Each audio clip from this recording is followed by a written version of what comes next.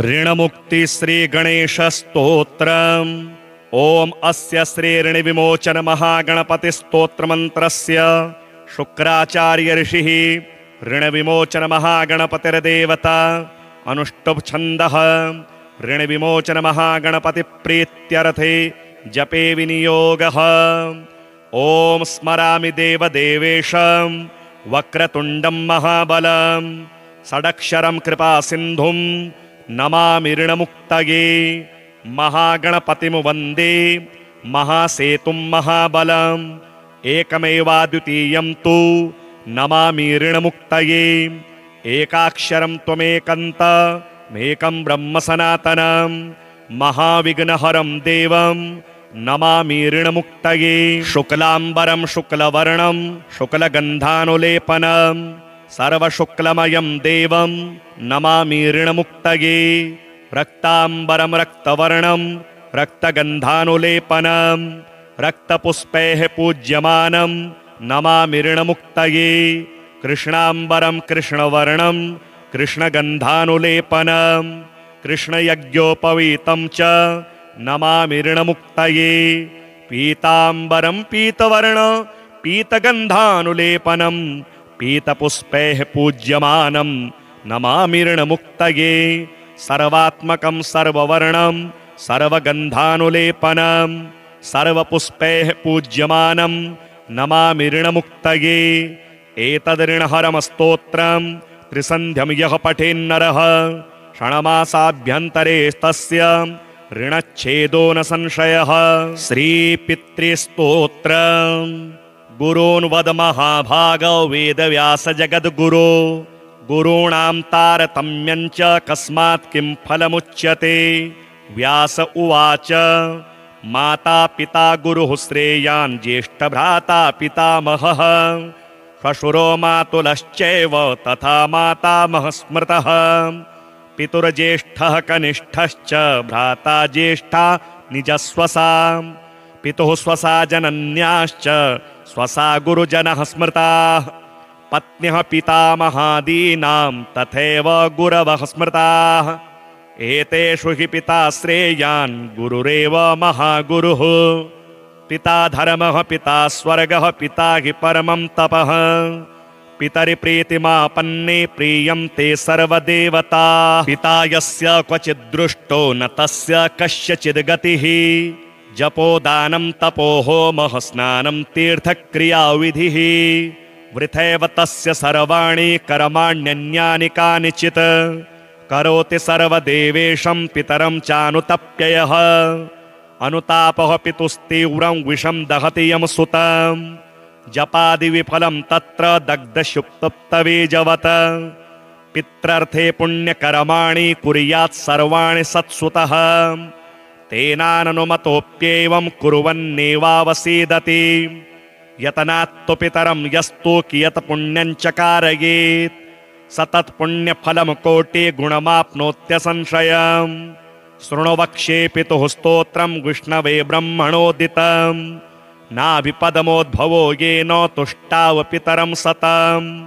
ब्रह्मोवाच ॐ नमः पित्रे जन्मदात्रे सर्वदेवमयाय च सुखदाय प्रसन्नाय सुप्रीताय महात्मने सर्वयज्ञस्वरूपाय स्वर्गाय परमेष्ठिने सर्वतीर्थावलोकाय करुणासागराय च नमः। सदाशुतोषाय शिवरूपाय ते नमः।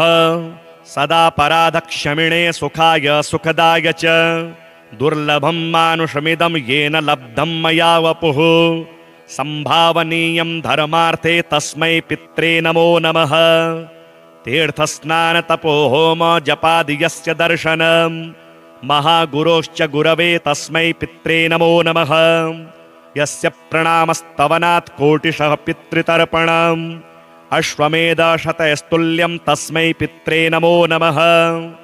इदं स्तोत्रं पितुः पुण्यं यः पठेत् प्रयतो नरः प्रत्यहं प्रातरुत्थाय पितृश्राद्धदिनेऽपि च स्वजन्मदिवसे साक्षात् पितुरग्रे स्थितोऽपि वा न तस्य दुर्लभं किञ्चित् सर्वज्ञतादिवाञ्छितं नानापकर्म कृत्वापि यः स्तौति पितरं सुतः स ध्रुवं प्रविधायैव प्रायश्चित्तं सुखी भवेत् पितुः प्रीतिकरो नित्यं सर्वकर्माण्यथार्हति। ॐ अस्य श्री ऋणविमोचन महागणपति स्तोत्रमन्त्रस्य शुक्राचार्य ऋषिः ऋणविमोचन महागणपतिर्देवता अनुष्टुप् छन्दः ऋणविमोचन महागणपति प्रीत्यर्थे जपे विनियोगः। ॐ स्मरामि देवदेवेशं वक्रतुण्डं महाबलं षडक्षरं कृपासिन्धुं नमामि ऋणमुक्तये महागणपतिं वन्दे महासेतुं महाबलम् एकमेवाद्वितीयं तु नमामि ऋणमुक्तये एकाक्षरं त्वमेकन्तमेकं ब्रह्म सनातनं महाविघ्नहरं देवं नमामि ऋणमुक्तये।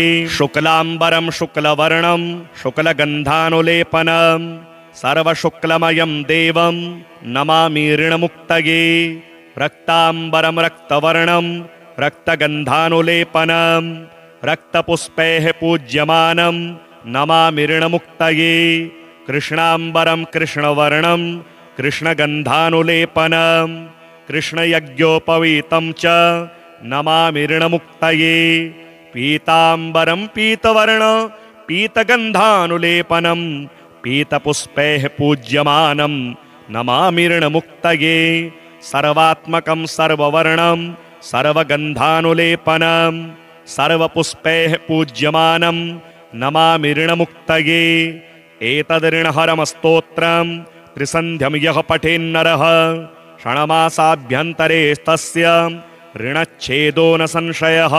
श्रीपितृस्तोत्रम् गुरून् वद महाभागो वेदव्यास जगद्गुरो गुरूणां तारतम्यं च कस्मात् किं फलमुच्यते। व्यास उवाच माता पिता गुरुः श्रेयान् ज्येष्ठभ्राता पितामहः श्वशुरो मातुलश्चैव तथा मातामहः स्मृतः पितुर्ज्येष्ठः कनिष्ठश्च भ्राता ज्येष्ठा निजस्वसा पितुः स्वसा जनन्याश्च स्वसा गुरुजनः स्मृताः पत्न्यः पितामहादीनां तथैव गुरवः स्मृताः एतेषु हि पिता श्रेयान् गुरुरेव महागुरुः पिता धर्मः पिता स्वर्गः पिता हि परमं तपः पितरि प्रीतिमापन्ने प्रीयन्ते सर्वदेवताः पिता यस्य क्वचिद्दृष्टो न तस्य कस्यचिद्गतिः जपो दानं तपो होमः स्नानं तीर्थक्रियाविधिः वृथैव तस्य सर्वाणि कर्माण्यन्यानि कानिचित् करोति सर्वदेवेशं पितरं चानुतप्ययः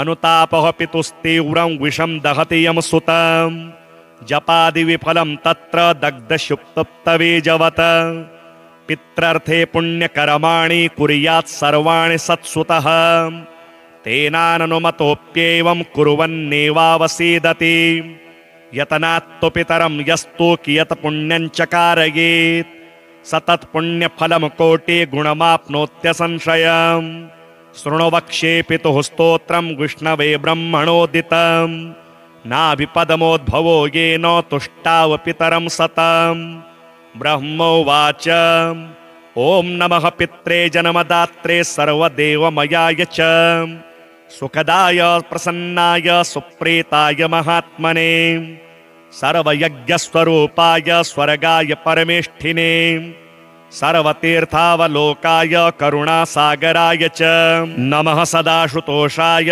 शिवरूपाय ते नमः सदा पराधक्षमिणे सुखाय सुखदाय च दुर्लभं मानुषमिदं येन लब्धं मया वपुः संभावनीयं धर्मार्थे तस्मै पित्रे नमो नमः तीर्थस्नानतपो होम जपादि यस्य दर्शनं महागुरोश्च गुरवे तस्मै पित्रे नमो नमः यस्य प्रणामस्तवनात् कोटिशः पितृतर्पणम् अश्वमेधशतैस्तुल्यं तस्मै पित्रे नमो नमः इदं स्तोत्रं पितुः पुण्यं यः पठेत् प्रयतो नरः प्रत्यहं प्रातरुत्थाय पितृश्राद्धदिनेऽपि च स्वजन्मदिवसे साक्षात् पितुरग्रे स्थितोऽपि वा न तस्य दुर्लभं किञ्चित् सर्वज्ञतादिवाञ्छितं नानापकर्म कृत्वापि यः स्तौति पितरं सुतः स ध्रुवं प्रविधायैव प्रायश्चित्तं सुखी भवेत्। पितुः प्रीतिकरो नित्यं सर्वकर्माण्यथार्हति। ॐ अस्य श्रीऋणविमोचन महागणपतिस्तोत्रमन्त्रस्य शुक्राचार्य ऋषिः ऋणविमोचन महागणपतिर्देवता अनुष्टुप् छन्दः ऋणविमोचन महागणपतिप्रीत्यर्थे जपे विनियोगः। ॐ स्मरामि देवदेवेशं वक्रतुण्डं महाबलं षडक्षरं कृपासिन्धुं नमामि ऋणमुक्तये। महागणपतिं वन्दे महासेतुं महाबलम् एकमेवाद्वितीयं तु नमामि ऋणमुक्तये। एकाक्षरं त्वमेकन्तमेकं ब्रह्म सनातनं महाविघ्नहरं देवं नमामि ऋणमुक्तये। शुक्लाम्बरं शुक्लवर्णं शुक्लगन्धानुलेपनं सर्वशुक्लमयं देवं नमामि ऋणमुक्तये। रक्ताम्बरं रक्तवर्णं रक्तगन्धानुलेपनं रक्तपुष्पैः पूज्यमानं नमामि ऋणमुक्तये। कृष्णाम्बरं कृष्णवर्णं कृष्णगन्धानुलेपनं कृष्णयज्ञोपवीतं च नमामि ऋणमुक्तये। पीताम्बरं पीतवर्ण पीतगन्धानुलेपनं पीतपुष्पैः पूज्यमानं नमामि ऋणमुक्तये। सर्वात्मकं सर्ववर्णं सर्वगन्धानुलेपनं सर्वपुष्पैः पूज्यमानं नमामि ऋणमुक्तये। एतदृणहरमस्तोत्रं त्रिसन्ध्यं यः पठेन्नरः षण्मासाभ्यन्तरे तस्य ऋणच्छेदो न संशयः। श्रीपितृस्तोत्रम्। गुरून् वद महाभागो वेदव्यास जगद्गुरो गुरूणां तारतम्यं च कस्मात् किं फलमुच्यते। व्यास उवाच माता पिता गुरुः श्रेयान् ज्येष्ठभ्राता पितामहः श्वशुरो मातुलश्चैव तथा मातामहः स्मृतः। पितुर्ज्येष्ठः कनिष्ठश्च भ्राता ज्येष्ठा निजस्वसा पितुः स्वसा जनन्याश्च स्वसा गुरुजनः स्मृताः। पत्न्यः पितामहादीनां तथैव गुरवः स्मृताः। एतेषु हि पिता श्रेयान् गुरुरेव महागुरुः। पिता धर्मः पिता स्वर्गः पिता हि परमं तपः। पितरिप्रीतिमापन्ने प्रीयन्ते सर्वदेवता। पिता यस्य क्वचिद्दृष्टो न तस्य कस्यचिद्गतिः। जपोदानं तपो होमः स्नानं तीर्थक्रियाविधिः। वृथैव तस्य सर्वाणि कर्माण्यन्यानि कानिचित् करोति सर्वदेवेशं पितरं चानुतप्ययः। अनुतापः पितुस्तीव्रं विषं दहति यं सुतं जपादिविफलं तत्र दग्धशुक्तप्तबीजवत्। पित्रर्थे पुण्यकर्माणि कुर्यात् सर्वाणि सत्सुतः तेनाननुमतोऽप्येवं कुर्वन्नेवावसीदति। यतनात्तु पितरं यस्तु कियत् पुण्यं च कारयेत् स तत्पुण्यफलं कोटिगुणमाप्नोत्यसंशयम्। शृणु वक्ष्ये पितुः स्तोत्रं विष्णवे ब्रह्मणोदितं नाभिपदमोद्भवो येन तुष्टाव पितरं सतम्। ब्रह्मोवाच ॐ नमः पित्रे जन्मदात्रे सर्वदेवमयाय च सुखदाय प्रसन्नाय सुप्रीताय महात्मने सर्वयज्ञस्वरूपाय स्वर्गाय परमेष्ठिने सर्वतीर्थावलोकाय करुणासागराय च नमः। सदाशुतोषाय शिवरूपाय ते नमः। सदापराधक्षमिणे सुखाय सुखदाय च दुर्लभं मानुषमिदं येन लब्धं मया वपुः संभावनीयं धर्मार्थे तस्मै पित्रे नमो नमः। तीर्थस्नानतपो होम जपादि यस्य दर्शनं महागुरोश्च गुरवे तस्मै पित्रे नमो नमः। यस्य प्रणामस्तवनात् कोटिशः पितृतर्पणम् अश्वमेधशतैस्तुल्यं तस्मै पित्रे नमो नमः।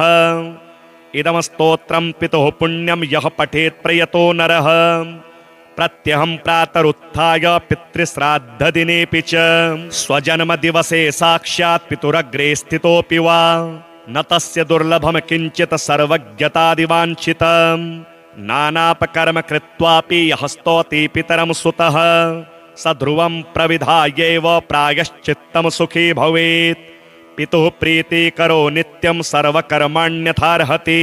ॐ अस्य श्रीऋणि विमोचन महागणपति स्तोत्र मंत्रस्य शुक्राचार्य ऋषिः ऋण विमोचन महागणपतिर्देवता अनुष्टुप् छन्दः ऋण विमोचन महागणपति प्रीत्यर्थे जपे विनियोगः।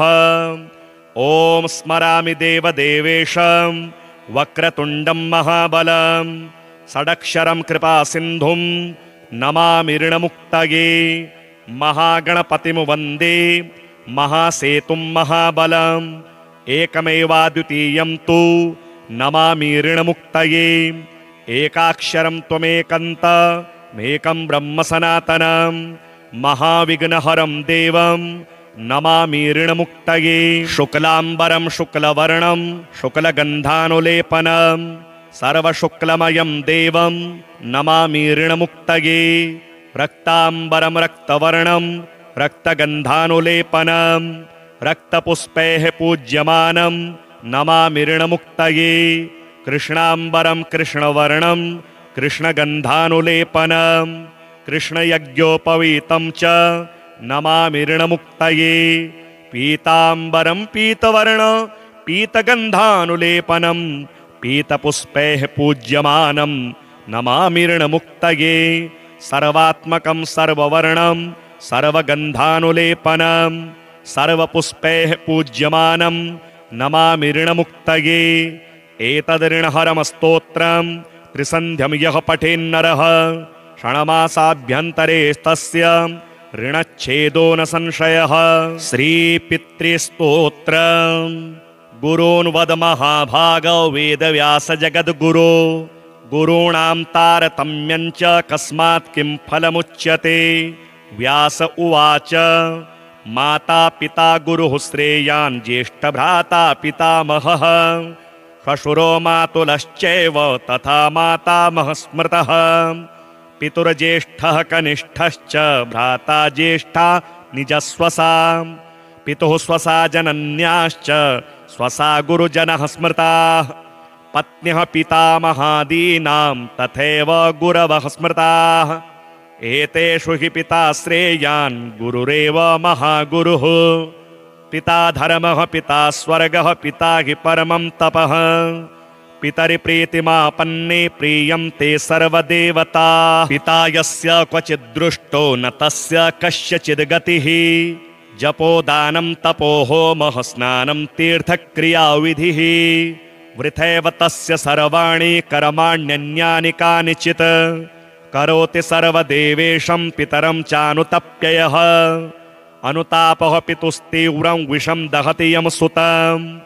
जपादिविफलं तत्र दग्धशुक्तप्तबीजवत्। पित्रर्थे पुण्यकर्माणि कुर्यात् सर्वाणि सत्सुतः। तेनाननुमतोऽप्येवं कुर्वन्नेवावसीदति। यतनात्तु पितरं यस्तु कियत् पुण्यं च कारयेत् स तत्पुण्यफलं कोटिगुणमाप्नोत्यसंशयम्। शृणु वक्ष्ये पितुः स्तोत्रं विष्णवे ब्रह्मणोदितं। नाभिपदमोद्भवो येन तुष्टाव पितरं सतं। ब्रह्मोवाच ॐ नमः पित्रे जन्मदात्रे सर्वदेवमयाय च सुखदाय प्रसन्नाय सुप्रीताय महात्मने सर्वयज्ञस्वरूपाय स्वर्गाय परमेष्ठिने सर्वतीर्थावलोकाय करुणासागराय च नमः। सदाशुतोषाय शिवरूपाय ते नमः। सदा पराधक्षमिणे सुखाय सुखदाय च दुर्लभं मानुषमिदं येन लब्धं मया वपुः। संभावनीयं धर्मार्थे तस्मै पित्रे नमो नमः। तीर्थस्नान तपो होम जपादि यस्य दर्शनं महागुरोश्च गुरवे तस्मै पित्रे नमो नमः। यस्य प्रणामस्तवनात् कोटिशः पितृतर्पणम् अश्वमेधशतैस्तुल्यं तस्मै पित्रे नमो नमः। इदं स्तोत्रं पितुः पुण्यं यः पठेत् प्रयतो नरः प्रत्यहं प्रातरुत्थाय पितृश्राद्धदिनेऽपि च स्वजन्मदिवसे साक्षात् पितुरग्रे स्थितोऽपि वा न तस्य दुर्लभं किञ्चित् सर्वज्ञतादिवाञ्छितम् नानापकर्म कृत्वापि यः स्तौति पितरं सुतः स ध्रुवं प्रविधायैव प्रायश्चित्तं सुखी भवेत् पितुः प्रीतिकरो नित्यं सर्वकर्माण्यथार्हति। ॐ अस्य श्रीऋणविमोचन महागणपतिस्तोत्रमन्त्रस्य शुक्राचार्य ऋषिः ऋणविमोचन महागणपतिर्देवता अनुष्टुप् छन्दः ऋणविमोचन महागणपति प्रीत्यर्थे जपे विनियोगः। ॐ स्मरामि देवदेवेशं वक्रतुण्डं महाबलं षडक्षरं कृपासिन्धुं नमामि ऋणमुक्तये महागणपतिं वन्दे महासेतुं महाबलम् एकमेवाद्वितीयं तु नमामि ऋणमुक्तये एकाक्षरं त्वमेकन्तमेकं ब्रह्म सनातनं महाविघ्नहरं देवं नमामि ऋणमुक्तये शुक्लाम्बरं शुक्लवर्णं शुक्लगन्धानुलेपनं सर्वशुक्लमयं देवं नमामि ऋणमुक्तये रक्ताम्बरं रक्तवर्णं रक्तगन्धानुलेपनं रक्तपुष्पैः पूज्यमानं नमामि ऋणमुक्तये कृष्णाम्बरं कृष्णवर्णं कृष्णगन्धानुलेपनं कृष्णयज्ञोपवीतं च नमामि ऋणमुक्तये पीताम्बरं पीतवर्ण पीतगन्धानुलेपनं पीतपुष्पैः पूज्यमानं नमामि ऋणमुक्तये सर्वात्मकं सर्ववर्णं सर्वगन्धानुलेपनं सर्वपुष्पैः पूज्यमानं नमामि ऋणमुक्तये एतदृणहरमस्तोत्रं त्रिसन्ध्यं यः पठेन्नरः षण्मासाभ्यन्तरेस्तस्य ऋणच्छेदो न संशयः। श्रीपितृस्तोत्रम् गुरून् वद महाभागो वेदव्यास जगद्गुरो गुरूणां तारतम्यं च कस्मात् किं फलमुच्यते। व्यास उवाच माता पिता गुरुः श्रेयान् ज्येष्ठभ्राता पितामहः श्वशुरो मातुलश्चैव तथा मातामहः स्मृतः पितुर्ज्येष्ठः कनिष्ठश्च भ्राता ज्येष्ठा निजस्वसा पितुः स्वसा जनन्याश्च स्वसा गुरुजनः स्मृताः पत्न्यः पितामहादीनां तथैव गुरवः स्मृताः एतेषु हि पिता श्रेयान् गुरुरेव महागुरुः पिता धर्मः पिता स्वर्गः पिता हि परमं तपः पितरि प्रीतिमापन्ने प्रीयन्ते सर्वदेवताः पिता यस्य क्वचिद्दृष्टो न तस्य कस्यचिद् गतिः जपो दानं तपो होमः स्नानं तीर्थक्रियाविधिः वृथैव तस्य सर्वाणि कर्माण्यन्यानि कानिचित् करोति सर्वदेवेशं पितरं चानुतप्ययः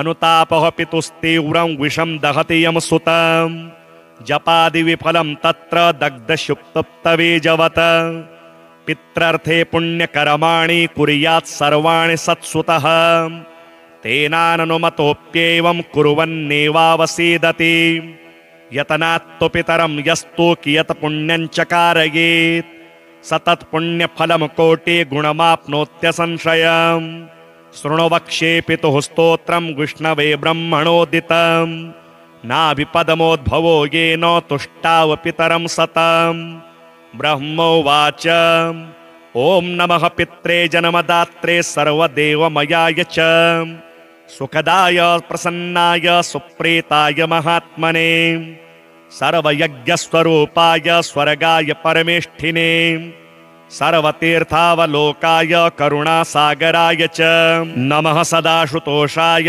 शिवरूपाय ते नमः सदा पराधक्षमिणे सुखाय सुखदाय च दुर्लभं मानुषमिदं येन लब्धं मया वपुः संभावनीयं धर्मार्थे तस्मै पित्रे नमो नमः तीर्थस्नानतपो होम जपादियस्य दर्शनं महागुरोश्च गुरवे तस्मै पित्रे नमो नमः यस्य प्रणामस्तवनात् कोटिशः पितृतर्पणम् अश्वमेधशतैस्तुल्यं तस्मै पित्रे नमो नमः इदं स्तोत्रं पितुः पुण्यं यः पठेत् प्रयतो नरः प्रत्यहं प्रातरुत्थाय पितृश्राद्धदिनेऽपि च स्वजन्मदिवसे साक्षात् पितुरग्रे स्थितोऽपि वा न तस्य दुर्लभं किञ्चित् सर्वज्ञतादिवाञ्छितम् नानापकर्म कृत्वापि यः स्तौति पितरं सुतः स ध्रुवं प्रविधायैव प्रायश्चित्तं सुखी भवेत्